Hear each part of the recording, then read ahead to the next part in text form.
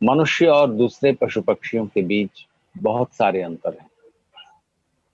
उनमें से एक अंतर यह है कि बाकी सब पशु पक्षियों को अपना जीवन चलाने के लिए प्रकृति में जो सामग्री जैसी उपलब्ध है उनको वैसा का वैसा स्वीकार करना पड़ता है, और उनको अपने भोजन के लिए और जीवन चलाने के लिए जो कुछ भी चाहिए वो उन्हें स्वाभाविक ज्ञान से, जो ज्ञान उन्हें जन्म से ही प्राप्त है, उस ज्ञान के आधार पर उन्हें पता चल जाता है कि मुझे क्या खाना है क्या नहीं खाना।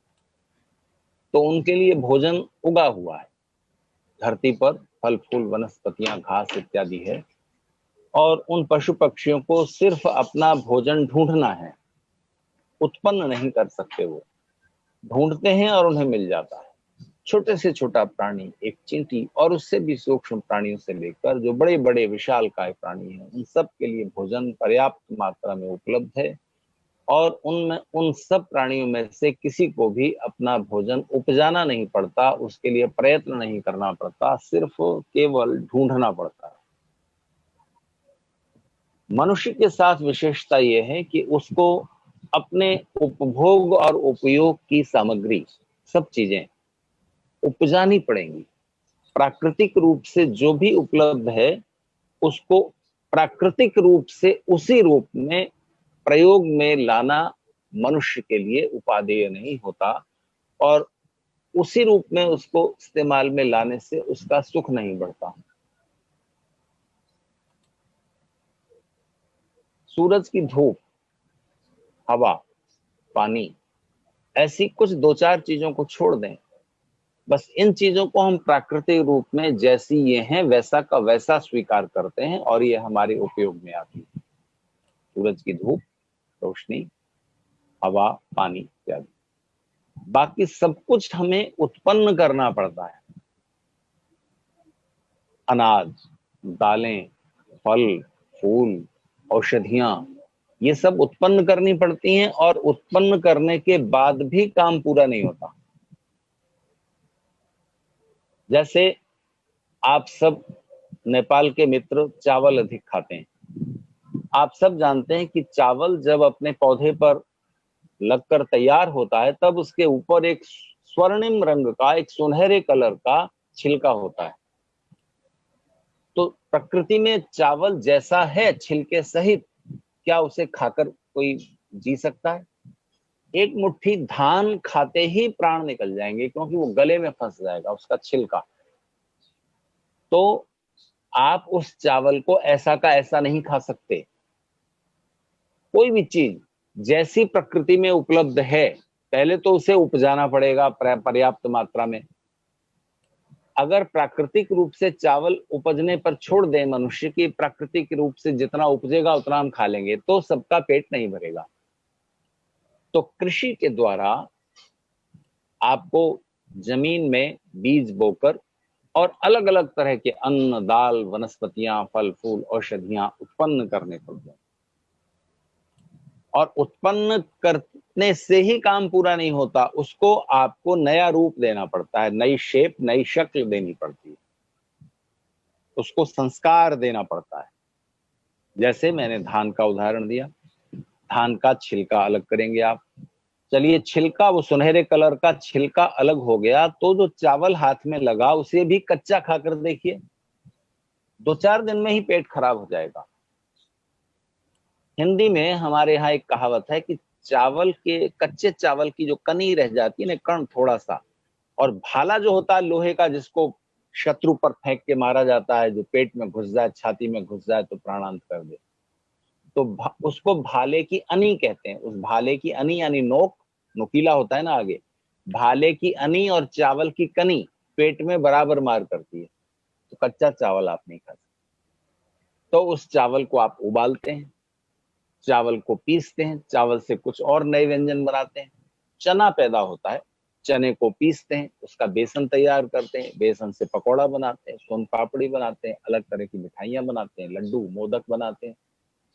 तो जब आप प्रकृति में पदार्थों को उत्पन्न करके और उनको नई शक्ल देते हैं, तब आपका सुख बढ़ता है। हमने आपने कपड़े पहने हुए तो कॉटन, कपास जो है, कापूस आप जमीन में उत्पन्न करते हो, उसका बीज बोते हैं और कपास उपजती है। कपास को आप पहन लेंगे, कॉटन को पहन सकते हैं, उससे आपका तन ढक जाएगा, सुख बढ़ जाएगा? नहीं। इसलिए उसको नया रूप देना पड़ेगा। उस कॉटन को, कपास को धागा बनाएंगे, धागे से कपड़ा बुनेंगे, उस कपड़े को आपके साइज से सिल दिया जाएगा। इस प्रक्रिया को करने में 3 चीजें लगती हैं। एक, कृषि, पदार्थों को उत्पन्न करना, उपयोगी, उपभोग में आने वाली वस्तुओं को उत्पन्न करना, और उत्पन्न हुए पदार्थों को अलग अलग तरीके से बुद्धिमत्ता के साथ उनको नया रूप देना, ताकि वो ज्यादा उपयोगी और सुख देने वाली हो जाएं वो चीजें। उसको उद्योग कहते हैं। उद्योग का मतलब है कुछ ऊंचा योग, पदार्थों को कुछ ऊंचाई देना, कुछ और अधिक अच्छा बनाना।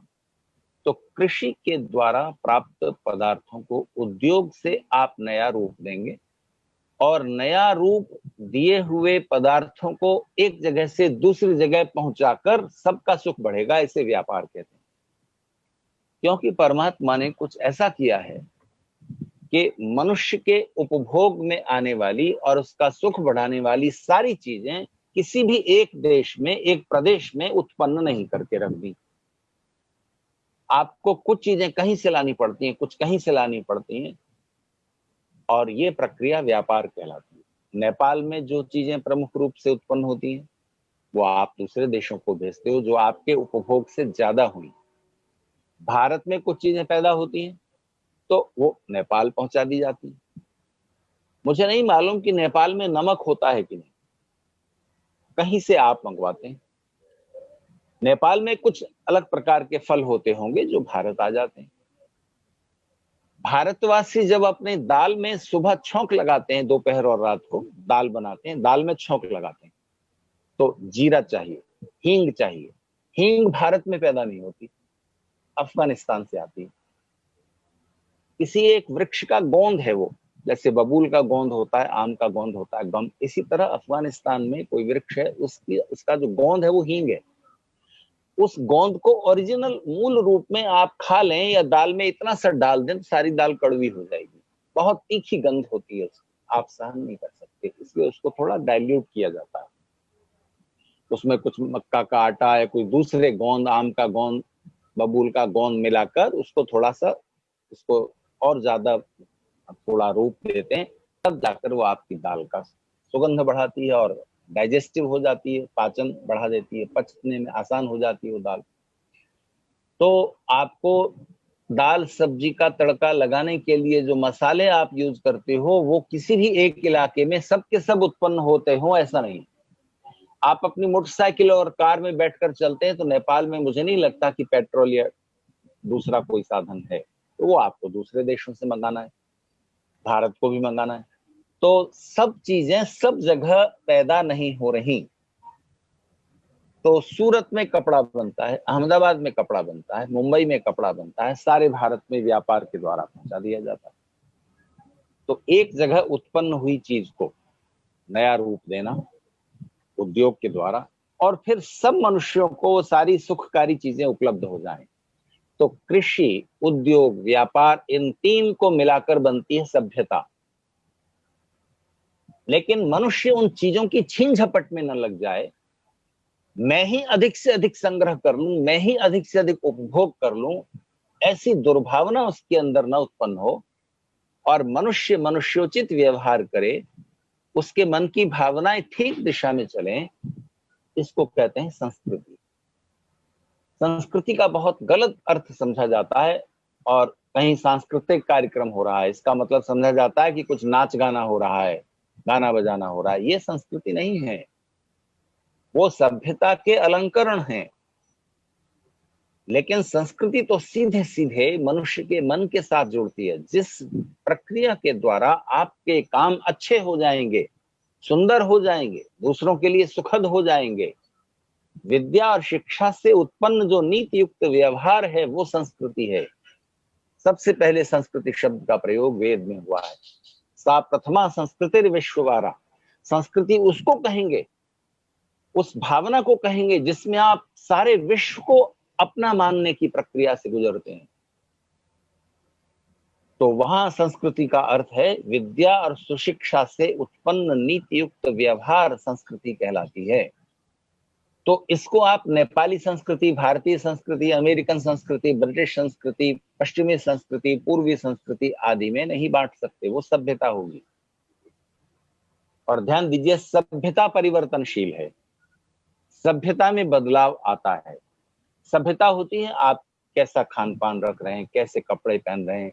सभ्यता का मतलब है सभायाम भव सभ्य, 10-20 लोगों के बीच समाज में एक शिष्टाचार का जो ढंग है वो सभ्य व्यक्ति है और उसका व्यवहार सभ्यता कहलाता है। और ये बदलती रहती है। जैसे आप जो नेपाल के मित्र हैं जो विदेशों में रह रहे हैं, भारत में, अमेरिका में, कनाडा में, दूसरे देशों में, और वहां अच्छे अच्छे पदों पर प्रतिष्ठित हैं, वहां आप नेपाल के जो पारंपरिक वस्त्र हैं वो नहीं पहनते होंगे रोज। वहां पहुंचे तो वहां जैसी सभ्यता आपने अपना ली, तो इसमें कुछ हर्ज नहीं है, इसमें कुछ भी गलत नहीं है। नेपाल की अपनी राष्ट्रीय वेशभूषा है, नेपाल में शोभा देती है। बाहर जब आप जाते हैं तब आप दूसरी तरह के वस्त्र पहनते हैं। अच्छा बताइए, खड़े खड़े भोजन करना सभ्यता है कि मेज पर थाली रखकर कुर्सी पर बैठकर भोजन करना सभ्यता है, या जमीन पर बैठकर और थाली रखकर पालथी मारकर बैठकर भोजन करना सभ्यता है? या इसमें कौन सी संस्कृति है? जमीन पर बैठकर भोजन करना भारतीय संस्कृति और नेपाली संस्कृति है, और मेज पर थाली रखकर खाना वेस्टर्न कल्चर है, पश्चिमी संस्कृति है। या इनमें से क्या ठीक है, क्या मानेंगे आप? तो ध्यान दीजिए, ये सभ्यता का अंग है, संस्कृति का नहीं।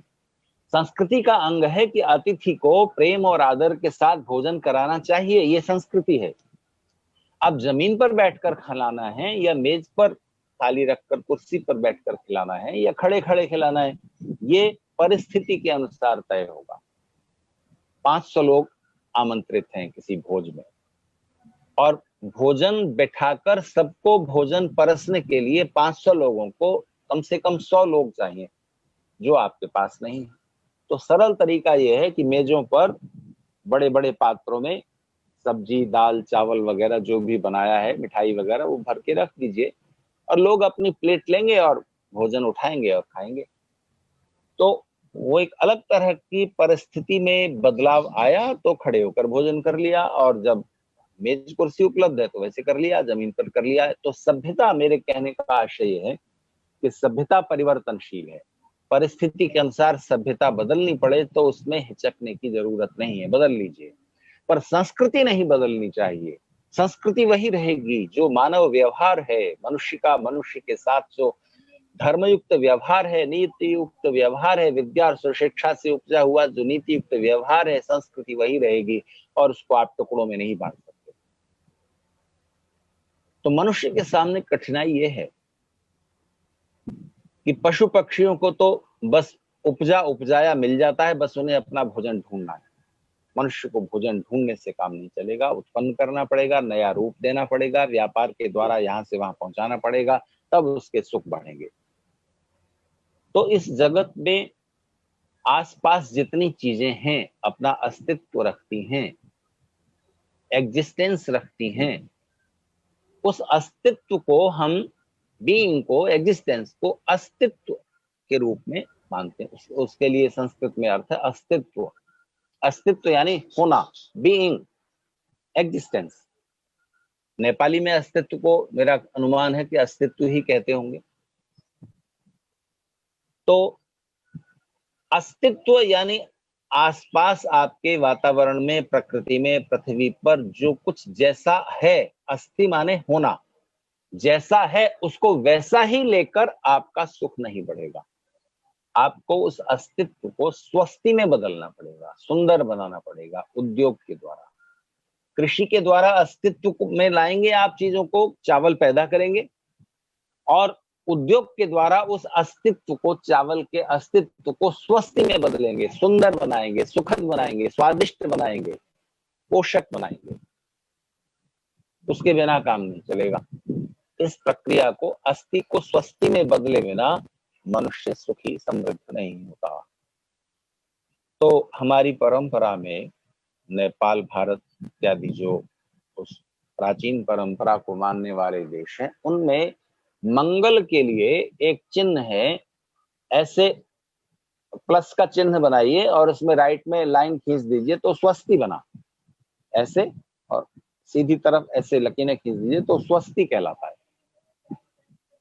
जैसे पुरानी उसमें अभी आप देवनागरी में अगर स्वस्ति लिखें, देवनागरी लिपि जिसमें अभी धरती की 4 भाषाएं लिखी जाती हैं, नेपाली, हिंदी, संस्कृत और मराठी, ये 4 भाषाएं देवनागरी लिपि में लिखी जाती हैं।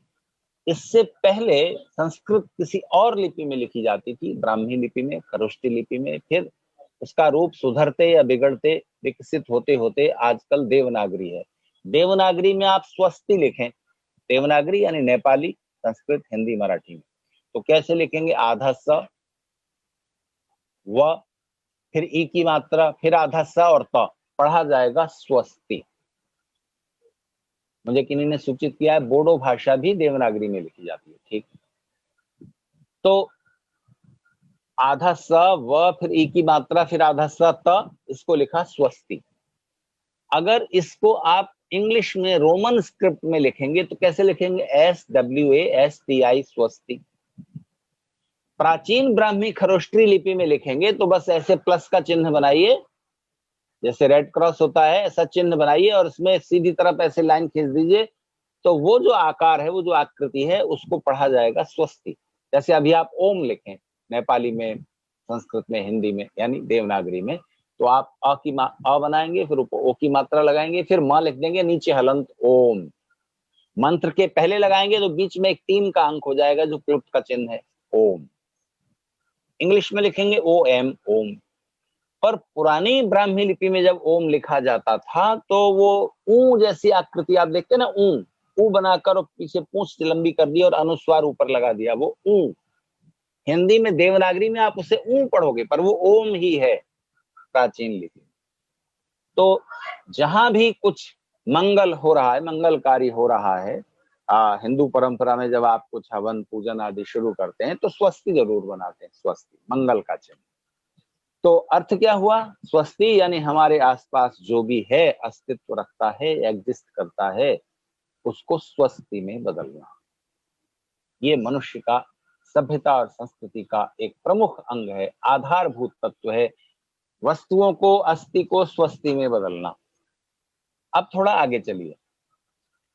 हमारे आसपास जितनी भी चीजें एग्जिस्ट करती हैं, जितनी भी चीजें हैं, अस्तित्व रखती हैं, उनके 2 विभाग हैं। एक वो जो अपने होने का ज्ञान रखती हैं, मैं और आप, मुझे पता है कि मैं हूं, आप भी हैं। तो दूसरी चीजें वो हैं जिन्हें अपने होने का ज्ञान नहीं है, आपकी घड़ी, आपका मोबाइल, आपकी टेबल, आपकी कुर्सी, आपकी भोजन की थाली, अन्न इत्यादि, आसपास जो कुछ भी है, जो जड़ है, जो बेजान है, ज्ञान रहित है, ऐसी 2 तरह की चीज। तो कठिनाई एक और शुरू होती है मनुष्य की, और वो ये कि जो बेजान चीजें हैं, ज्ञान रहित चीजें हैं, जड़ चीजें हैं, उनके अस्तित्व को स्वस्ति में बदलना सरल है, बहुत आसान। क्यों? क्योंकि जब आप चावल को उबालते हो पतीले में, तो चावल कभी रोता है, कभी शिकायत करता है, कहता है मुझे मत उबालो? नहीं ना। चावल से आप कोई मिठाई बनाओ, कोई नमकीन बनाओ, चावल को कोई परेशानी है? नहीं। चने को जब आप पीसते हो, चना नहीं रोता। चने को जब आप उसके पाउडर को, आटे को, बेसन को आप पानी में घोलते हो, वो मना नहीं करता। जब आप उस घोल को, बेसन के घोल को प्याज या आलू लपेट कर उसको खोलते तेल में डालते हो पकौड़ा बनाने के लिए, तब भी चना मना नहीं करता, ना उसे तकलीफ होती है। तो बेजान चीजों के स्वरूप को बदलना, उनको सुंदर सुखद बनाना, उनके अस्तित्व को स्वस्ति में बदलना आसान है, बस उसमें बुद्धि लगेगी और पुरुषार्थ लगेगा। चने को पीसना पड़ेगा, छिलका अलग करना पड़ेगा, पानी में घोलो, तेल को उबालो, खौलाओ, उसमें फिर ऐसे डालो, गर्मी भी लगेगी। लेकिन कैसे बने पकौड़ा या बेसन की मिठाई कैसे बने, उस चने के आटे की, इसमें बुद्धि भी लगेगी और शारीरिक परिश्रम भी लगेगा, बौद्धिक परिश्रम भी लगेगा। लेकिन फिर भी चूंकि उन वस्तुओं की ओर से कुछ प्रतिरोध नहीं होता, चने को आप पीसो उसे कोई तकलीफ नहीं, उसे घोलो उसे कोई तकलीफ नहीं, उसको गर्म तेल में तलो उसे कोई परेशानी नहीं। इसलिए उन बेजान जड़ चीजों के अस्तित्व को स्वस्ति में बदलना सरल है। लेकिन आपके आसपास जो दूसरी चीजें हैं जिन्हें अपने अस्तित्व का ज्ञान है, बोध है, और जिनमें अभिमान भी है कि मैं हूं, जो अपने अस्तित्व को अपने स्वाभिमान से जोड़ते हैं, उनके अस्तित्व को स्वस्ति में बदलना बड़ा टेढ़ा काम है। तो कठिनाई क्या शुरू होती है कि सब लोग आसपास जो चेतन व्यक्ति हैं उनको अपने अनुकूल बनाने की कोशिश शुरू कर देते हैं। जैसे पति चाहता है कि पत्नी मेरे अनुकूल रहे, चाहते हैं ना? पत्नी चाहती है कि पति मेरे अनुकूल रहे, माता पिता चाहते हैं बच्चे हमारे अनुकूल रहें, बच्चे चाहते हैं कि माता पिता बस उन्हें खर्च करने को पैसा दे दें, हमने रोक टोक नहीं, हमें बस अपनी मर्जी करने दें। माता पिता हमारे अनुकूल रहें, बच्चे माता पिता को अपनी इच्छा पूरी कराने का साधन बनाना चाहते हैं, अपने अनुकूल रखना चाहते हैं, और माता पिता बच्चों को अपने अनुकूल बनाना चाहते हैं कि नहीं ऐसे करो, पढ़ो लिखो, योग्य बनो, आगे बढ़ो, परिश्रम करो। भाई दूसरे भाई को अपने अनुकूल बनाना चाहता है, वो उसको अपने अनुकूल बनाना चाहता है, बहन भाई को अपने अनुकूल बनाना चाहती है, भाई बहन को अपने अनुकूल लेना चाहता है। तो सब दूसरों को अपने सुख के लिए प्रयोग में लाना चाहते हैं, दूसरों को अपने अनुकूल बनाना चाहते हैं, और यहां से एक खींचतान शुरू होती है। सब चाहते हैं कि दूसरा मेरे अनुकूल रहे। तो पूरे विश्व में यही खींचतान है, छोटे रिश्तों से लेकर और विस्तृत जगत तक। और मूल समस्या यही है कि हम सब ये चाहते हैं कि सब कुछ, सारी परिस्थितियां, सारा एनवायरनमेंट, सारा माहौल, सारा वातावरण और दूसरे सब लोग, अड़ोसी पड़ोसी और दूसरे देश भी हमारे अनुकूल रहें। जब सब ये चाहते हैं दूसरों को अपने अनुकूल बनाना, तो सब तरफ से खींचतान रहती है। वो मुझे अपने अनुकूल बनाना चाह रहा है, मैं उसे अपने अनुकूल बनाना चाह रहा हूं, तो वो अपनी तरफ खींच रहा है अपने अनुकूलन की तरफ, मैं उसे अपने अनुकूलता की तरफ खींच रहा हूं, और ये खींचतान जीवन में द्वंद्व को, दुख को, अशांति को जन्म देती है। इसका समाधान क्या है? समाधान वेद के ही मंत्रों में है। और कल जो मैंने आपसे कहा था कि विवाह संस्कार की जो प्रतिज्ञाएं हैं, वो जीवन के कर्म क्षेत्र में जब एक युवक या युवती उतरने लगते हैं और एक दूसरे को जीवन साथी के रूप में चुनते हैं, तो उनका सबसे निकट का संसार होगा, निकट की दुनिया होगी, पति पत्नी, बच्चे, उनके माता पिता, भाई बहन। इसके बाद समाज में और तरह के रिश्ते होंगे। आपके ऑफिस में काम करने वाले सहकर्मी होंगे, आप जहाँ पढ़ाते हैं प्राध्यापक होंगे, आपके साथी छात्र होंगे, आपके पड़ोस में रहने वाले लोग होंगे। तो इस तरह फिर आपकी दुनिया बढ़ती है। तो जब जीवन के कर्म क्षेत्र में एक युवक युवती उतर रहे हैं, तो वहां उनको जीवन की शिक्षा देने की व्यवस्था है। और हमारी जो प्रक्रिया है संस्कृति की, 16 संस्कारों की जो व्यवस्था है, वो जन्म से मृत्यु पर्यंत मनुष्य का जीवन बीच बीच में एक पड़ाव निश्चित किया कि जब इतनी उम्र पर आ जाए तो ये वाला संस्कार करना है, इतनी उम्र पर आ जाए तो ये वाला संस्कार करना है, जिससे जीवन निरंतर प्रगति की ओर चलता रहे। तो ये बड़ा महत्वपूर्ण क्षण होता है, ये पॉइंट, जहां से वो अपनी शिक्षा समाप्त करके युवक युवती एक दूसरे को जीवन साथी के रूप में चुनकर जीवन के कर्म क्षेत्र में उतर रहे हैं। तब उनको कुछ बातें मन की गहराई में उतारना जरूरी है, और वो बातें बोलकर भी कही जाती हैं, पर आपके हमारे मन की गहराई तक, अवचेतन हिस्से तक, सब कॉन्शियस तक किसी बात को उतारना हो, क्योंकि सब कॉन्शियस तक कोई बात न पहुंचे और सब कॉन्शियस का हिस्सा न बने, तब तक वो व्यवहार में नहीं उतरती, बुद्धि तक रहती है। बुद्धि में तो बहुत लोगों ने समझा हुआ कि रोज व्यायाम करना चाहिए, लेकिन नहीं करते। क्यों? क्योंकि वो अवचेतन मन का हिस्सा नहीं बना। जब अवचेतन मन का हिस्सा बनता है, तब ज्ञान से और गहरे तल पर आप पहुंचते हैं, और वो अब अनुभवात्मक ज्ञान हो जाता है। तो ज्ञान का एक तल वो है जहां पर बुद्धि की समझ में आ गया, पर बुद्धि की समझ में आ जाने से बात पूरी नहीं होती, वर्तुल पूरा नहीं होता। मन भी सहमत हो जाए तब बात पूरी होती है। जैसे सबकी बुद्धि को पता है कि तंबाकू खाना नुकसान करता है, कैंसर तक हो जाता है, लंग्स को, फेफड़ों को नुकसान पहुंचाता है, लेकिन बहुत से लोग तंबाकू खाते हैं, सिगरेट पीते हैं, शराब पीते हैं। शराब पीने से लिवर खराब होता है और जीवन कम हो जाता है, जल्दी मृत्यु हो जाती है, ये सब जानते हैं, बुद्धि को पता है, लेकिन मन राजी नहीं होता शराब छोड़ने के लिए, तंबाकू छोड़ने के लिए। तो जिस दिन किसी साथी या दोस्त को देखते हैं कि उसकी हालत खराब हो गई, अरे वो मरने मरने को है शराब पीने की वजह से, तब मन कांप जाता है और मन मन भी सहमत हो जाता है, और यदि हमको वो लत है तो हम भी छोड़ने का संकल्प लेते हैं। तो मन भी राजी हो गया, तब आप ज्ञान के गहरे तल तक पहुंचे। इसलिए कुछ बातें जो जीवन में अपनानी है, आचरण में लानी है, उन बातों को कई कई तरह से समझाना पड़ता है। तो एक तो समझाने का ढंग होता है कि जुबान से, मुख से कह दिया, बोल के कह दिया।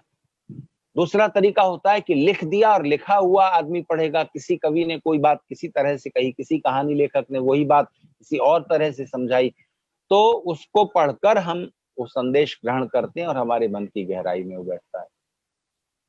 दूसरा तरीका होता है जेस्चरिक लैंग्वेज, यानी मुख से कहने के साथ साथ हम अपने शरीर की बॉडी लैंग्वेज का भी इस्तेमाल करते हैं। जैसे जब आप गुस्से में किसी को कोई सेंटेंस कहते हैं तो आपके चेहरे पर भी गुस्से के भाव आने चाहिए। आप मुस्कुराते हुए गुस्से वाली बात कहेंगे तो कोई अर्थ नहीं निकलेगा।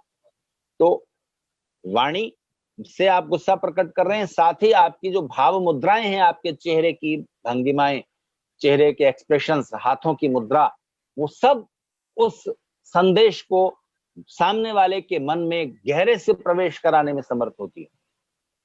तीसरी भाषा होती है रीति रिवाजों की, रिचुअल्स की, और उन रिचुअल्स के द्वारा, उन रीति रिवाजों के द्वारा, उन विधियों के द्वारा भी बहुत गहरे में बात बैठाई जाती है। वो संकेतों की भाषा होती है, सिंबल्स की भाषा होती है, सिंबॉलिक लैंग्वेज होती है। जैसे जब आप यात्रा करते हैं, कार में बैठकर कहीं निकलते हैं, तो आगे तीखा मोड़ है तो उसका एक चिन्ह बना हुआ होगा सड़क के किनारे। आगे रेस्टोरेंट है, खाने पीने का ढाबा है, तो छुरी कांटे का ऐसा निशान बना होगा, तो वो सिंबॉलिक लैंग्वेज। आगे सड़क पर स्पीड ब्रेकर है तो सफेद धारियां ऐसे होनी चाहिए।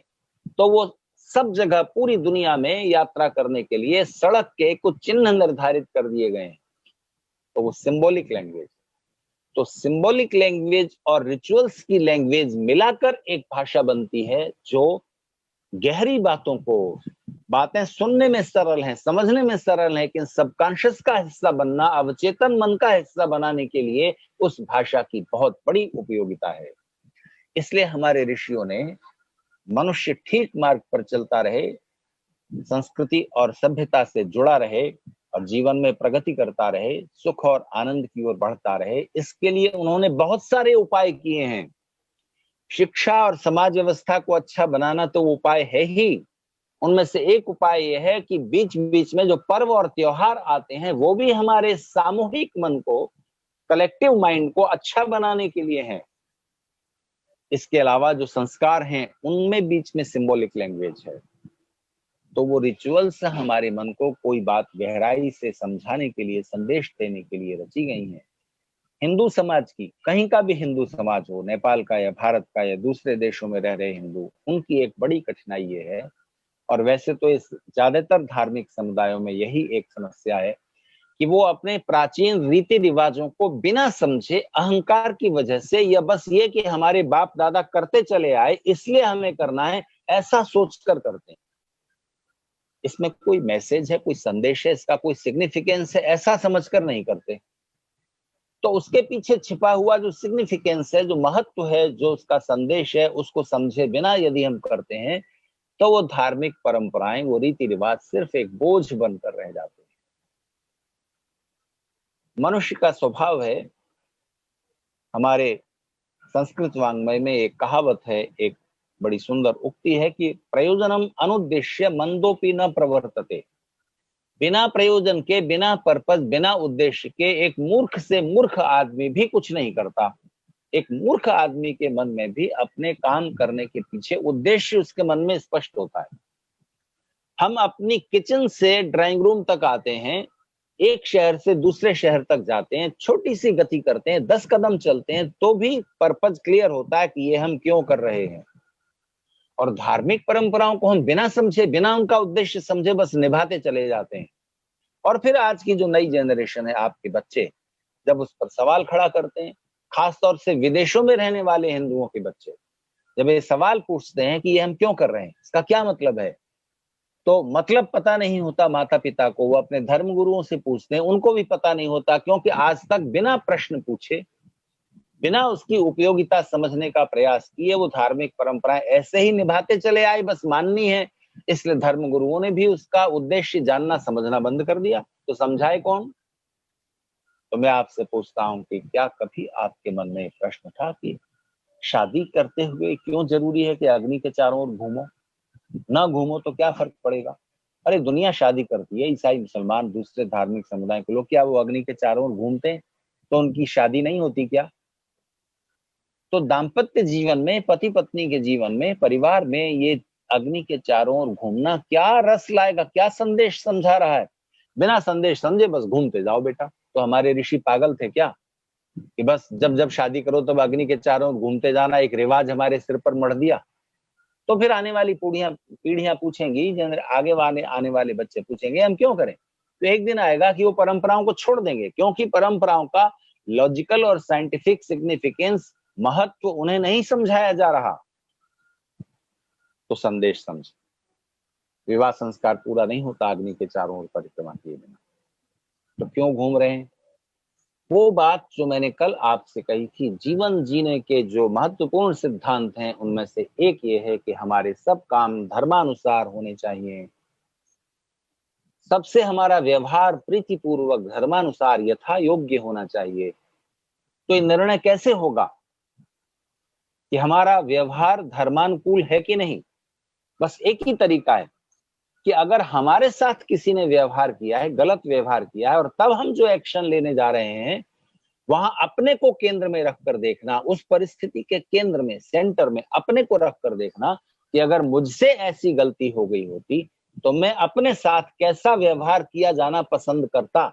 अपनी कल्पना में आप थोड़ा सा जी कर देखेंगे तो आपको समझ आ जाएगा कि उतना ही गुस्सा किया जाए, उतना ही दंड दिया जाए, उतना ही कुछ व्यवहार किया जाए जैसा कि मैं अपने साथ पसंद करता हूं। यह हुआ अपने को उस परिस्थिति के केंद्र में रखकर देखना। जिस समाज में, जिस देश में अपने स्वार्थ और अपनी भावनाओं के आवेग के अनुसार ही लोगों के व्यवहार निश्चित होने लगे, वहां लड़ाई झगड़े कदम कदम पर होंगे, सड़क पर झगड़े होंगे, बात बात पर झगड़े होंगे, जमीन जायदाद पर झगड़े होंगे, धर्म बीच में से गायब होता जाएगा, स्वार्थ प्रबल होता जाएगा। तो स्वार्थी आदमी के मन में अपना सुख ही सबसे पहले होता है,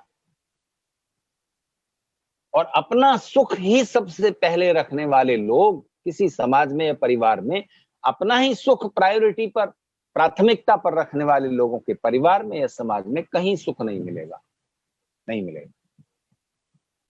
तो एक परिस्थिति यह है कि जहां मुझे अपने को केंद्र में रखकर अपनी कल्पना में देखना है कि मेरे साथ क्या व्यवहार किया जाना मैं पसंद करता है, यदि मुझसे ऐसी भूल हो गई होती तो। यहाँ हमें खुद को वहां रखकर देखना है। जब आप अग्नि के चारों ओर घूम रहे हैं शादी करते हुए, तब इसके कई संदेश हैं। उनमें से एक संदेश ये है कि चारों तरह की एक्टिविटी आप करेंगे, कई तरह की एक्टिविटी करेंगे, शारीरिक, बौद्धिक, मानसिक, आध्यात्मिक, फिजिकल, इंटेलेक्चुअल, साइकोलॉजिकल, स्पिरिचुअल, सब तरह की जो एक्टिविटी करेंगे, चारों तरफ की एक्टिविटी करेंगे, उसके सेंटर में रखना अग्नि। समझने की बात है। आप तरह तरह की एक्टिविटी करेंगे, नेपाल छोड़कर भारत आ जाएंगे, भारत छोड़कर अमेरिका जाना चाहेंगे, अमेरिका से फिर नेपाल वापस आ जाएंगे, ऐसा करेंगे, वैसा करेंगे, बिजनेस छोड़कर सर्विस करेंगे, सर्विस छोड़कर बिजनेस शुरू करना चाहेंगे, बिजनेस छोड़कर खेती करना चाहेंगे, ऐसा वैसा जो कुछ भी आप एक्टिविटी करोगे, उस सब तरफ की, चारों तरफ की एक्टिविटी एक गोल घेरा बनाती है। वो सब तरह की एक्टिविटी के केंद्र में होना चाहिए। जीवन के अल्टीमेट गोल को, मुख्य लक्ष्य को पाने की उत्साह और संकल्प की अग्नि आपके मन में जलती रहे। तो अग्नि प्रतीक है उत्साह और संकल्प का। एक अग्नि जल रही यज्ञ कुंड में, एक अग्नि जलती रहनी चाहिए आपके हृदय में। उत्साह और संकल्प की अग्नि जलाए बिना आप जीवन के लक्ष्य को प्राप्त नहीं कर सकते। आपकी कोई एक्टिविटी शुरू ही नहीं होगी। पर ध्यान रखना, आप सब किसी भी तरह की एक्टिविटी करने जा रहे हो, उसके दो रूप होंगे। एक तरह की एक्टिविटी वो होगी जिसका प्रभाव आपसे शुरू होकर आप पर समाप्त हो जाएगा। मैंने एक दिन आपसे कहा था, आपने आज स्नान किया या नहीं किया, यह आपका मामला है। आपके नहाने से ताजगी मुझे तो नहीं मिलनी, मुझ पर उसका कोई प्रभाव नहीं पड़ना, दूसरों पर कोई प्रभाव नहीं पड़ना। आपने आज भोजन किया या नहीं किया, आपकी मर्जी, आपकी परिस्थिति। लेकिन सड़क पर चलते हुए आपको गाड़ी किस तरह चलानी है, सड़क किनारे गाड़ी खड़ी करते हुए उसका प्रभाव दूसरों के आने जाने पर पड़ेगा। तब आपको ये बीच में केंद्र में रखना होता है कि मेरी एक्टिविटी वो एक्टिविटी जो दूसरों पर प्रभाव डालेगी, उसमें दूसरों का दुख तो नहीं बढ़ जाएगा। यहां रखना चाहिए दूसरे को केंद्र में। आपकी वो एक्टिविटी जो दूसरों पर प्रभाव डालेगी, उस एक्टिविटी के, उस व्यवहार के केंद्र में रखना दूसरे को, अपने को नहीं। मेरे इस व्यवहार से दूसरे का भी सुख बढ़ेगा कि नहीं बढ़ेगा। मिनिमम शर्त यह है, कम से कम नियम यह है कि कम से कम दुख न बढ़ जाए। तो पति पत्नी जो जीवन साथ साथ जिएंगे, उन्हें इस नियम का बहुत बहुत बारीकी से, गहराई से और जीवन के हर कदम पर पालन करना है कि मेरा सुख केंद्र में नहीं रखना है, दूसरे का सुख केंद्र में रखना है। अपनी सारी एक्टिविटी अपने सुख को सेंटर में रखकर तो सब लोग करते हैं। एक चोर भी चोरी करता है तो अपने सुख को ध्यान में रख के करता है, दूसरों के सुख से उसे मतलब नहीं, इसीलिए तो चोरी कर रहा है। तो जिनको आप प्यार करते हैं, जिनसे आप प्रेम चाहते हैं, जो आपके रिश्तों से जुड़े हुए हैं, कम से कम वहां से तो ये व्यवहार की शुरुआत कीजिए कि मेरा सुख बाद में, दूसरे का सुख पहले। तो दूसरे के सुख को केंद्र में रखने का जहां पर भाव है, वहां परिवार हो जाता है।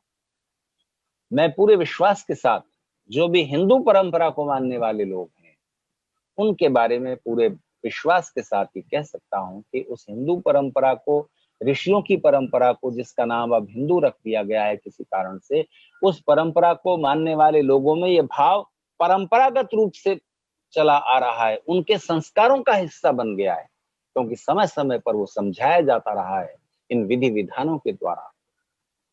इसीलिए कोई भी हिंदू गृहिणी महिला, विवाहित महिला, जब अपनी रसोई में, अपने किचन में प्रवेश करती है तो उसके सामने ये सवाल उठता है कि इस वक्त क्या बनाएं। सुबह नाश्ते में, प्रातराश में, दोपहर के भोजन में, रात के भोजन में क्या बनाएं, ये सवाल उठता है कि नहीं। कल्पना कीजिए किसी दिन आपके सामने परिस्थिति ऐसी है कि एक ही चीज बनाई जा सकती है, समय कम है और कोई बात। अगर एक ही चीज बनाई जा सकती है तो आप, महिलाओं से पूछ रहा हूं जो सुन रही हैं, या कल्पना में आप देखिए, कोई भी हिंदू परंपरा को, भारतीय ऋषियों की परंपरा को, नेपाली ऋषियों की परंपरा को मानने वाली कोई भी महिला एक ही चीज बनाई जा सकती है तो किसके स्वाद को पहले रखेगी, किसके स्वाद की बनाएगी? अपने को स्वाद लगने वाली या पति को स्वाद लगने वाली, सास ससुर को स्वाद लगने वाली, बच्चों को स्वाद लगने वाली? बताइए। हर एक के मन में, हर एक महिला के मन में, मैं पूरे विश्वास से कहता हूं, कोई हजारों में एक हो वो अलग बात है, अपवाद छोड़ दीजिए, वरना सब महिलाएं भोजन बनाते हुए दूसरों के, परिवार के, जिन्हें वो प्रेम करती हैं, उनके स्वाद को प्राथमिकता देती हैं, उन्हें अच्छी लगती है आज ये चीज बनाते। समझिए आप, दूसरे का सुख केंद्र में रखकर परिवार बनता है। और परिवार का कोई भी सदस्य काठमांडू गया, अपने शहर से, गांव से, ये काठमांडू से दिल्ली आए और किसी दूसरे शहर में गए, तो जब आप वापस लौट रहे होते हैं तो रास्ते में कोई अच्छी दुकान पड़ी, खाने पीने की चीजें जहां मिल रही हैं, मिठाई, नमकीन वगैरह, और परिस्थिति ऐसी है कि आप एक ही चीज खरीद सकते हो, बैग में जगह कम है या आपके पास पैसे नहीं है, क्रेडिट कार्ड और डेबिट कार्ड हो, आप, वो दुकानदार ले नहीं रहा, तो आप एक ही चीज खरीदी जा सकती है, तो किसके स्वाद की खरीदोगे? अपना स्वाद वहां पहले नहीं रखोगे। पत्नी की याद आएगी, माता पिता की याद आएगी, बच्चों की याद आएगी, उनको ये चीज अच्छी लगती है, चलो खरीद लें। तो दूसरे का सुख जहां पहले है वहां सबका सुख बढ़ता है, और जहां सब अपने ही सुख को प्रायोरिटी पर रखते हैं वहां किसी का सुख नहीं। तो एक महिला बस में चढ़ी, गवर्नमेंट की बस में चढ़ी, रोडवेज की, स्टेट गवर्नमेंट की ट्रांसपोर्टेशन की जो बसें चलती हैं उसमें चढ़ गई। उनके साथ एक बड़ा सूटकेस था, बड़ी अटैची, उसमें उनका सामान भरा हुआ था। तो वो बस ऐसी थी कि 3 सीट इधर और 2 सीट इधर, बीच में आने जाने का रास्ता। रास्ते में बीच में वो सूटकेस रख दिया और एक सीट के किनारे बैठ गई। फिर उन्हें ध्यान आया कि ये सूटकेस को उठाकर सीट के ऊपर जो लोहे की जाली बनी हुई है, रेलिंग, उसमें रख दिया जाए। इसलिए नहीं कि आने जाने वाले लोगों को तकलीफ होगी, उन्हें ये लगा कि लोग आएंगे जाएंगे तो उनके पैर, गंदे पैर मेरे सूटकेस से टच होंगे, सूटकेस गंदा हो जाएगा, इसलिए उसे उठा के ऊपर रख दो। तो उन्होंने किसी की मदद लेके उस सूटकेस को उस रेलिंग में ठूंस दिया। सूटकेस था बड़ा, रेलिंग थी छोटी, इतनी बड़ी। तो उस रेलिंग से सूटकेस का थोड़ा हिस्सा रेलिंग के अंदर आ रहा था, ज्यादा हिस्सा बाहर निकला हुआ था। तो उस सूटकेस के ठीक नीचे खिड़की के पास, विंडो के पास जो सज्जन बैठे हुए थे, उन्हें यह डर लगा कि जब बस चलेगी तो रास्ते में बस इधर मुड़ेगी तो उससे झटके लगेंगे और ये सूटकेस नीचे गिर सकता है, तो ये तो खतरा है। तो उन्होंने उन महिला को कहा, बहन जी, ये सूटकेस जो है ना काफी बड़ा है और ये रेलिंग से काफी बाहर निकला हुआ है, तो जब बस चलेगी इधर उधर मुड़ेगी तो उस वेग से ये नीचे गिर सकता है। तो वो महिला बोली, भाई साहब, चिंता करने की कोई बात नहीं है, इस सूटकेस में टूटने वाली कोई चीज है ही नहीं। जिसके कॉन्सेप्ट में, जिसके चिंतन और विचार में अपना ही सुख पहले है, उसे ये चिंता उसके मन में आएगी ही नहीं कि दूसरे का सिर टूट सकता है जिसके ऊपर ये सूटकेस गिर जाएगा। उनके सूटकेस में टूटने वाली कोई चीज नहीं है, बस सब ठीक है। जीवन ऐसे नहीं चलता है, दूसरे के सिर की चिंता पहले होगी। आपके सूटकेस में टूटने वाली चीज नहीं है, इससे आप निश्चिंत नहीं हो सकते।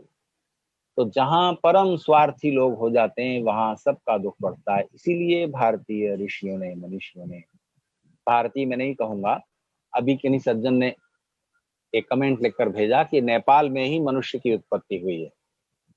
ठीक है, जो भी पृथ्वी का सबसे ऊंचा स्थान पहले निकला, जल से ऊपर आया, वहीं पर मनुष्य की और दूसरे पशु पक्षी प्राणियों की उत्पत्ति हुई। इसको मानने में कोई हिचक नहीं है। तो वो ऋषि किस पृथ्वी पर हुए हम नहीं जानते, पर ऋषि तो सार्वत्रिक हैं, सबके हैं, वो किसी एक के हैं ही नहीं। अगर वो सिर्फ भारत के हैं तब वो ऋषि नहीं है, ध्यान रखना।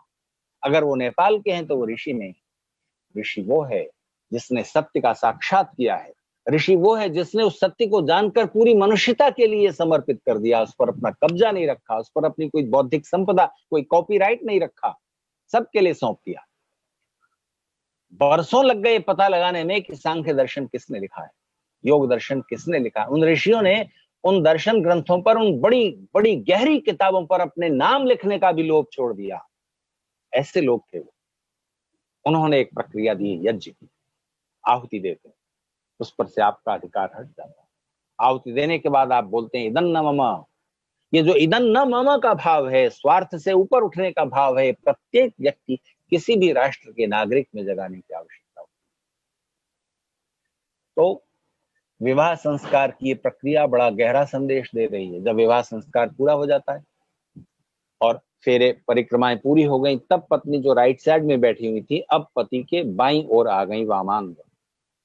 बाईं ओर आने के बाद तुरंत बाद ये विधि होती है हृदयालंबन की, जिसका मैं जिक्र कल आपसे कर रहा था। अपना सीधा हाथ पति पत्नी के हृदय के सामने रख कर कहते हैं, मैंने आपसे कहा था कि इस प्रतिज्ञा पर विचार करना, इसमें गहरी बात क्या है सोचकर बताना। अगर किसी के मन में कुछ आया हो तो कमेंट लिख दीजिएगा, स्क्रीन पर मुझे दिख जाएगा। तो ध्यान दीजिए, पति कहता है कि मैं अपने मन को तुम्हारे मन के अनुकूल रखूंगा, पति कह रहा है, और अपने सब कामों को तुम्हारे मन के अनुकूल रखूंगा। मम व्रते ते हृदयम दधामि मम चित्तम अनुचित्तम ते अस्ति। मैं अपने मन को तुम्हारे मन के अनुकूल करता हूँ, और मेरी आशा है, मेरी अपेक्षा है कि तुम्हारा मन भी मेरे मन के अनुकूल रहे। मैं अपने सब काम तुम्हारे मन के अनुकूल करने का प्रयास करूंगा, और मेरी आशा है, अपेक्षा है कि तुम्हारे सब काम मेरे मन के अनुकूल रहें। फिर पत्नी कहती है कि मैं अपने मन को आपके मन के अनुकूल रखूंगी, और आपका मन मेरे मन के अनुकूल रहे, ऐसी मेरी अपेक्षा है। मैं अपने सब कामों को आपके मन के अनुकूल बनाए रखूंगी और वैसा ही करने की कोशिश करूंगी। और मेरी अपेक्षा, एक्सपेक्टेशन है कि आपका मन और आपके सब काम मेरे मन के अनुकूल रहें। प्रतिज्ञा दिखने में साधारण है, पर इसमें बड़ी खास बात है, बड़ी खास बात है। मैंने शुरू में आपसे कहा कि बेजान चीजों को अपने अनुकूल बनाना आसान है, क्योंकि चने को पीसो उसे तकलीफ नहीं, चने को घोलो पानी में उसे कोई परेशानी नहीं, चने को खौलते तेल में तलो वो मना नहीं करता, वो रोता नहीं। उसको अपने अनुकूल बना लेना, अपने सुखद बना लेना, उसके अस्तित्व को स्वस्ति में बदलना सरल है। लेकिन पति पत्नी को अपने अनुकूल बनाना चाहे, पत्नी पति को अनुकूल बनाना चाहे, भाई भाई को अपने अनुकूल बनाना चाहे, बहन भाई को अपने अनुकूल बनाना चाहे, तो उसका तरीका कुछ दूसरा होगा। और वो क्या होगा? बस यही प्रतिज्ञा में क्या कहा है? दोनों ने कहा कि मैं अपने मन को आपके मन के अनुकूल रखूंगी, मैं अपने मन को तुम्हारे मन के अनुकूल रखूंगा। तो दोनों ने पहल क्या की है? अपने को दूसरे के अनुकूल बनाना पहले, दूसरे को अपने अनुकूल बनाने की कोशिश बाद में। आप दुनिया को अपने अनुकूल बनाने निकलते हैं, सारी परिस्थितियां मेरे अनुकूल हो जाए ऐसा हम चाहते हैं, और नहीं, अपने को पहले दूसरों के अनुकूल बनाना चाहिए। इसमें महिलाएं ज्यादा कुशल होती, माता पिता का, अपने माता पिता का घर छोड़कर पति की घर आ जाए, और पति के माता पिता को अपने माता पिता जैसा प्रेम, श्रद्धा, सम्मान, सेवा सौंप देते। कितनी बड़ी बात है, कितना बड़ा सेक्रीफाइस है। इसीलिए वो सफल हो जाती हैं, पति के, सास ससुर के, सबके मन पर अपना एम्पायर, अपना साम्राज्य स्थापित कर। आपको पता है, जब शादी के बाद बेटी अपने माता पिता के परिवार से विदा होने लगती है तो उसे क्या आशीर्वाद दिया जाता है? वेद का मंत्र है, साम्राज्य शश्रे भव, साम्राज्य भवनानंदरी। जाओ बेटी, पति के परिवार में जा रही हो, ससुराल जा रही हो, जाते ही एक काम करना, साम्राज्य हो जाना, रानी बन जाना, अपने सास ससुर की, अपने पति की, पति के सब रिश्तेदारों की, देवर जेठ, जो भी ननद, जो भी रिलेशंस हैं, उन सब में अपना जाकर साम्राज्य स्थापित कर दो। कैसे साम्राज्य स्थापित होगा? शरीर की सुंदरता से नहीं, पैसा देकर नहीं, मसल पावर से नहीं। एक ही शक्ति है जिससे आप किसी के मन पर अपना राज्य कायम कर सकते हैं, और वो है अपने को पहले दूसरे के अनुकूल बनाइए। प्रेम, समर्पण, पता लगाना कि मैं दूसरे के लिए कितना सुखद हो सकता हूं। समो मनांसी जानताम, मैं दूसरे के लिए कितना अनुकूल हो सकता हूं, मेरे से दूसरे को कितना सुख पहुंच सकता है, वो पहले कर दीजिए। इसके बाद एक्सपेक्टेशन बाद में, अपेक्षा बाद में, कि दूसरा मेरे लिए कितना सुखद है या हो सकता है, ये चिंता बाद में। और जब पति और पत्नी दोनों पहले अपने को दूसरे को सुख पहुंचाने के लिए अनुकूल बनाने की कोशिश करने लगेंगे, एक साथ पहल करेंगे, तो अपेक्षा कि दूसरा मेरे अनुकूल करे और उसको अनुकूल बनाने की कोशिश बेकार चली जाएगी, जरूरत ही नहीं रहेगी, क्योंकि मेरी कोशिश अनुकूल बनाने की, दूसरे को अपने अनुकूल बनाने की कोशिश से पहले ही दूसरे ने अपने को मेरे अनुकूल बनाना शुरू कर दिया। और मेरे को कोई अपने अनुकूल बनाने की कोशिश करे, इससे पहले ही मैंने अपने को दूसरे के अनुकूल बनाने की कोशिश शुरू कर दी ना, तो दोनों तरफ से कोशिश पहले शुरू हो जाती है, तो दूसरे को अनुकूल बनाने की जरूरत ही नहीं रह जाती, अपने आप ही वो सब हो जाता है। ये परिवार का नियम है। यही नियम समाज में स्थापित हो, तब वो समाज आर्य समाज बनता है। आर्य समाज बनता है। आर्य समाज का मतलब ये नहीं है कि हम सारी दुनिया को किसी संप्रदाय में दीक्षित कर लेना चाहते हैं, किसी खास तरह के रीति रिवाज मनवाना चाहते हैं, किसी खास तरह की पोशाक पहनवाना चाहते हैं। ये सब बाहरी चीजें हैं, करते रहो जो तुम्हारा मन है। लेकिन जीवन के जो सूत्र हैं, जीवन के जो नियम है, समाज की जो व्यवस्थाएं हैं, समाज के जो नियम हैं, जो आर्य समाज के 10 नियमों में दिखाई देते हैं, अगर आपने पढ़े हों, कोई भी उनका विरोध नहीं कर सकता, कोई भी विरोध नहीं कर सकता। केवल शुरू के 3 नियम हैं जिनको मानने में शुरू में किसी को हिचक हो सकती है, संदेह हो सकता है। ईश्वर के बारे में, और वेद सब सत्य विद्याओं का पुस्तक है इत्यादि, वेद और ईश्वर के संबंध में जो आर्य समाज के नियम और धारणाएं हैं, विचार हैं, उसको स्वीकार करने में किसी को शुरू में संदेह हो सकता है। तर्क पूर्वक अगर समझाया जाएगा तो वो संदेह भी हट जाएगा। लेकिन चौथे नियम से लेकर 10वें नियम तक दुनिया में एक भी व्यक्ति मुझे बताइए जिसके सिर में दिमाग है और सीने में दिल है, वो उन नियमों को मानने से इनकार कर। अगर इनकार करता है तो मनुष्य नहीं, समझ लेना, मनुष्य नहीं, 2 पैरों पर चलता हुआ पशु। इसलिए इन दिव्य सूत्रों को सारे संसार में फैलाने की जरूरत है। अब आप पूरे नेपाल को, विश्व को आर्य समाज की विचारधारा के अनुकूल बनाना चाहते हैं, ठीक है ना? तो मैं आपसे पूछता हूं, तरीका क्या होगा? दूसरे को अपने अनुकूल बनाने की कोशिश बेकार चली जाएगी, क्योंकि हर एक व्यक्ति की ईगो, उसका अहंकार आड़े आ जाता है। जब भी आप कुछ अच्छी सच्ची बात समझाने लगते हैं किसी दूसरे को, तब उसका पहला रिएक्शन ना मानने का होता है। क्योंकि जब आप कोई सही बात समझाते हैं तो इसका सीधा अप्रत्यक्ष रूप से जो संदेश है वो ये जाता है कि अभी तक मैं जो मान रहा हूं वो गलत है, मेरे बाप दादा जो मानते आए वो गलत है, ठीक है ना? यही तो ये अप्रत्यक्ष इनडायरेक्ट संदेश तो यही जाता है ना। तो फिर कैसे बात बनेगी? तो पहले आपके प्रति उसके मन में सदाशयता उत्पन्न हो जाए, आपके प्रति उसके मन में ये भाव उत्पन्न हो जाए कि आप उसके हित चिंतक हैं, और उसकी और पूरी दुनिया की जो हित की बात है वो आप कर रहे हैं, करते आए हैं। आपके संगठन के बारे में और आपके बारे में ये धारणा होनी चाहिए। शंकराचार्य के पास कुछ शिष्य आए और उन्होंने कहा कि गुरुदेव, हम जाना चाहते हैं दूसरे देशों में, यानी भारत में ही दूसरे प्रदेशों में आपके सिद्धांतों का विस्तार करने के लिए, प्रचार करने के लिए हम जाना चाहते हैं, तो हमें अनुमति दीजिए। तो शंकराचार्य ने कहा कि अच्छा, जरा वो चाकू उठाना। सामने चाकू रखा था फलों की टोकरी में, तो चाकू उठाना। तो जो चाकू की जो धार है, जिधर काटने वाला हिस्सा है, एक तो वो हिस्सा, दूसरा हैंडल, हैंडल की तरफ से हम चाकू को पकड़ते हैं। तो जब सामने वाला चाकू मांग रहा है, तब आप उससे कौन सा हिस्सा आप खुद पकड़ेंगे और कौन सा हिस्सा उसकी तरफ करके उससे चाकू पकड़ाएंगे?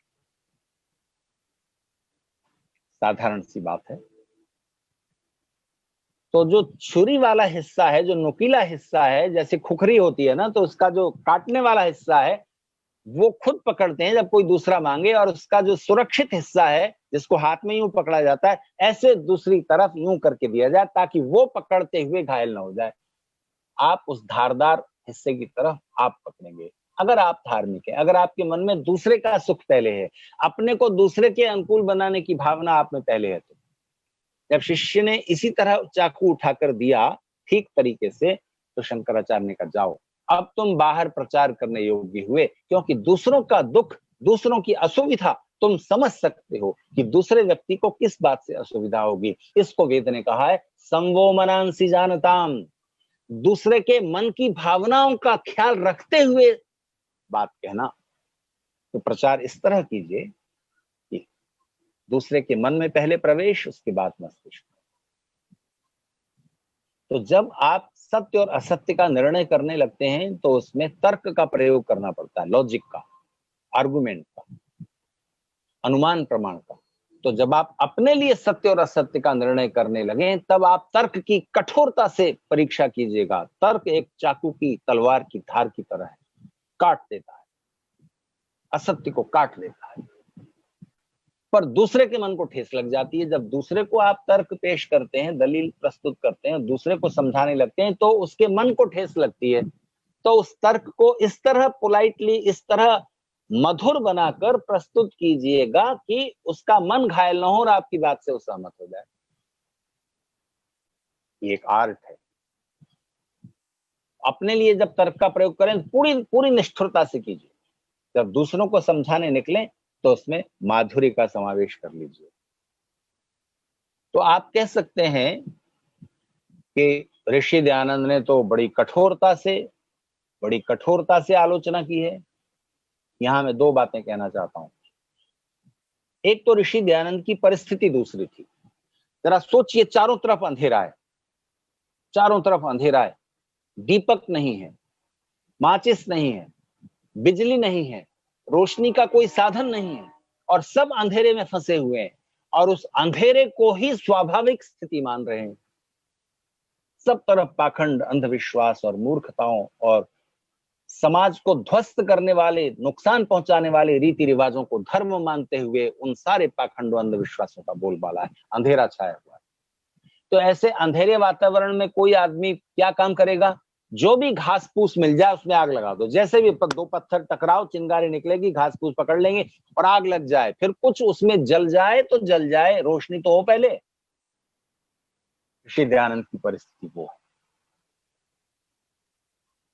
ऋषि दयानंद के समय में प्रचार के साधन नहीं है और सब लोग असत्य को सत्य माने बैठे हुए, अंध परंपराओं को उन्होंने स्वस्थ परंपरा समझा हुआ है। तो ऋषि दयानंद के सामने एक बड़ी विकट परिस्थिति थी। और दूसरी बात, वो ऋषि थे, वो सन्यासी थे, वो समाधि सिद्ध योगी थे। उनकी वाणी में एक अलग प्रकार का बल था। लेकिन सामान्य मनुष्यों के लिए व्यवहार दूसरा होगा और अलग सामान्य परिस्थिति में व्यवहार दूसरा होगा। ऋषि दयानंद ने क्या कहा है? सबसे व्यवहार कैसा करना? सबसे पहले, अब ऋषि का ही साक्षी ले लीजिए ना, ऋषि का ही प्रमाण ले लीजिए। सबसे व्यवहार करते हुए सबसे पहले क्या ध्यान रखना है? प्रीति पूर्वक, प्रेम के साथ, विद लव। दूसरे के मन की भावनाओं को ठेस न लग जाए, इसी को तो प्रीति कहते हैं। अगर आप प्रेम करते हैं किसी को, रिश्तों वाला प्रेम नहीं, वैसे ही प्रेम, जैसे एक कुत्ते को, एक गाय को, कोई भी घूमता हुआ प्राणी, उस पर आपकी एक करुणा युक्त प्रेम होता है। तो जिसके प्रति भी आप हित चिंता कर रहे हैं, उसको सच्ची बात समझाना चाहते हैं, तो प्रीति पूर्वक होनी चाहिए, फिर धर्मानुसार होनी चाहिए, उचित और अनुचित के बोध के साथ। इसका कौन सा स्तर है ये समझते हुए उसके स्तर पर उतर कर बात कहिए, जो उपयोगी है उस समय के लिए। 19वीं शताब्दी से लेकर 20वीं शताब्दी के आधे पूर्वार्ध तक जितने लोग आर्य समाज की विचारधारा से प्रभावित हुए, वो आर्य समाज की जो शास्त्रीय मान्यताएं हैं उन पर उनका ध्यान बाद में गया। पहले पहले वो किस चीज से प्रभावित हुए? क्योंकि आर्य समाज ने जो समाज को बीमार कर रही थी, उन रीति रिवाजों को उन्होंने खंडित किया, उनकी आलोचना की। पत्नी के मर जाने पर पति जब दूसरी शादी कर सकता है, तो पति के मर जाने पर पत्नी क्यों नहीं कर सकती? कुछ लोग ही क्यों वेदाध्ययन करें? शिक्षा पाने का अधिकार केवल कुछ ही लोगों को क्यों हो? जब सूरज की रोशनी हर एक उस व्यक्ति के लिए है जो आंखें रखता है, तो वेद का प्रकाश भी, ज्ञान का प्रकाश भी हर उस व्यक्ति के लिए होना चाहिए जिसके पास बुद्धि है। स्त्रियां भी उसमें हैं, तो आपने उनको शिक्षा से क्यों वंचित रखा हुआ है? इसको छू लिया तो आप धर्मभ्रष्ट हो गए। ऐसा करते करते आपने अपने ही भाइयों को, अपने ही लोगों को न जाने कितनी संख्या में विधर्मी बना दिया। इन सारी मूर्खताओं पर आर्य समाज ने प्रहार किए। 100 साल लग गए, 100 साल लगे, लेकिन हिंदू समाज ने उन बातों को स्वीकार कर लिया। आज कोई भी हिंदू ऐसा नहीं है, भारत से लेकर नेपाल तक और कहीं भी कोई हिंदू रह रहा हो, जो इतने अंशों में आर्य समाज को न मानता हो। भले वो जानता न हो आर्य समाज का नाम, लेकिन उसने उन सारे रीति रिवाजों को छोड़ दिया है। आज कौन सा हिंदू है जो अपनी बेटियों को पढ़ाने से मना करेगा, कच्ची उम्र में शादी कर देगा और उसे धर्म मानेगा? आपकी जो पुरानी मूर्खतापूर्ण मान्यताएं थी, उनमें से एक तो ये थी कि बच्ची के, बेटी के 12 साल 13 साल का होने से पहले पहले अगर बेटी की शादी नहीं की, तो उसके माता पिता और उसके माता पिता और उसके माता पिता पिछली 7 पीढ़ियां घोर रौरव नरक में जाएंगी। तो आप सब तो रौरव नरक में जाने वाले हो अगर ये मान्यता सच है तो। पर ये मूर्खता है, कहीं वेद शास्त्रों में इसका प्रावधान नहीं है। इस बात को आज हर हिंदू ने स्वीकार कर लिया कि नहीं, आप बेटियों को पढ़ा रहे हो कि नहीं, उनकी उचित आयु में शादी कर रहे हो कि नहीं, बचपन में शादी कर दे रहे हो क्या? तो इन सब अर्थों में हर हिंदू आर्य समाजी बन गया और ईसाई मुसलमानों के बीच भी आर्य समाज की इस तार्किक धारणा का प्रभाव पहुंचा। उन्होंने अपनी धार्मिक मान्यताओं में जो अंधविश्वास से जुड़ी हुई चीजें थी, उनकी व्याख्याएं बदली हैं, उसके प्रमाण मौजूद हैं। तो मेरे मित्र, मनुष्य को बहुत से काम करने होते हैं, तब वो मनुष्य होता है। उसमें से एक है अस्थि को स्वस्ति में बदलना। तो अपने परिवार के साथ तो ये व्यवहार करना आसान है, पर समाज के अस्तित्व को स्वस्ति बनाना है, और वो नियमों का चार्टर ऋषि दयानंद ने हमें सौंपा। हम एक ऐसा स्वस्थ समाज बन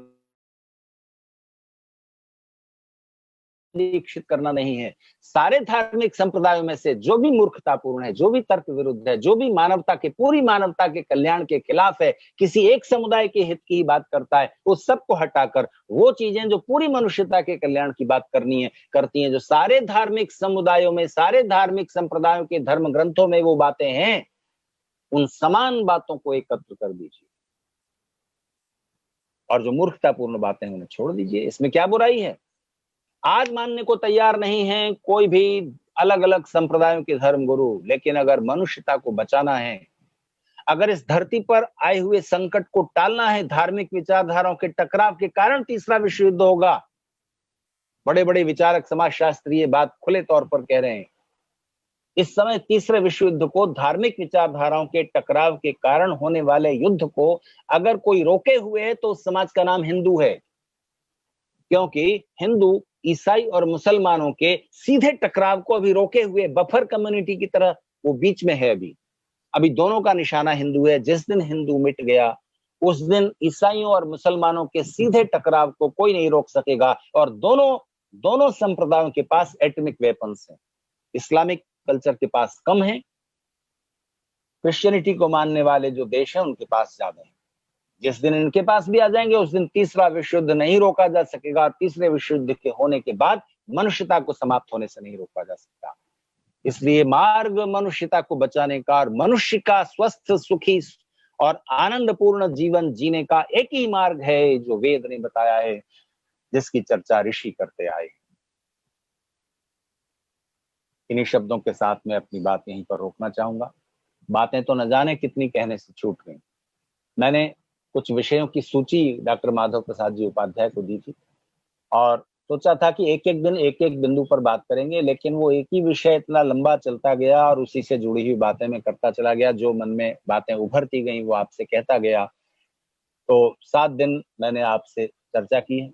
इसमें आपको अगर कुछ अच्छा लगा है, उपयोगी लगा है, रुचिकर लगा है, काम में आने योग्य लगा है, तो उसका श्रेय, उसका क्रेडिट ऋषियों को जाता है, उस पूरी ज्ञान परंपरा को जाता है जिससे मैंने कुछ कण उठाए और आपके सामने प्रस्तुत कर दिए।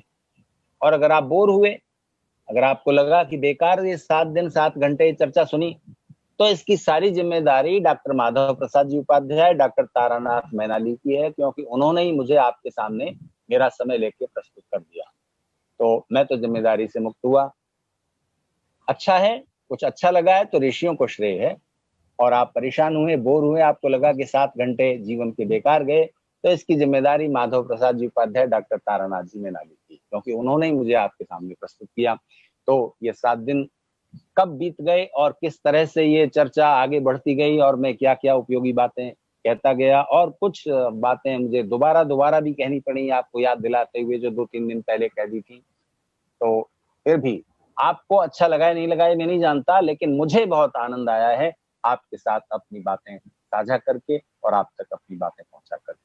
फिर से मैं आप सब महानुभावों का धन्यवाद करता हूं। नेपाल आर्य समाज केंद्रीय सभा के जो भी पदाधिकारी हैं, कर्मठ कार्यकर्ता वृंद हैं, उन सब का फिर से बहुत बहुत आभार, धन्यवाद।